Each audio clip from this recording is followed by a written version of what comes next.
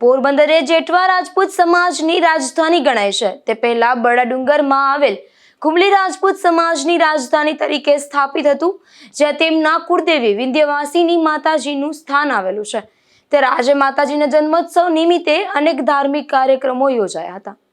જેઠ સુદ અને છઠનો દિવસ એટલે વિંધ્યાવાસી માતાજીનો પ્રાગટ્ય અથવા તો જન્મદિવસ ગણાય છે।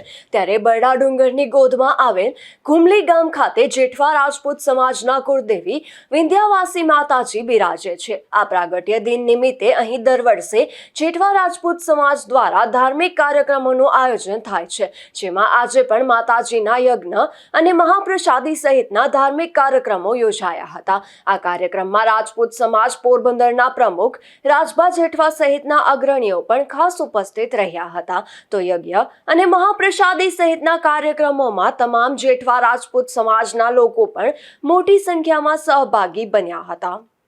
મારું નામ વીરદેવસિંહ જેઠવા છે।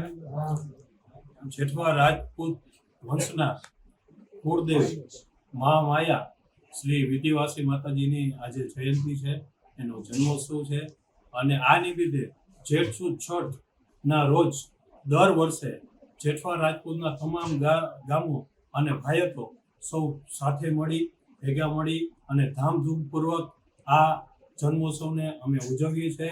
આજે 1500 થી 2000 માણસ અહીં પ્રસાદી લે છે અને ગામથી જેઠવા ભાઈઓ તથા અન્ય બધા માતાજીના યજ્ઞોમાં લાવો લેવા આવે છે।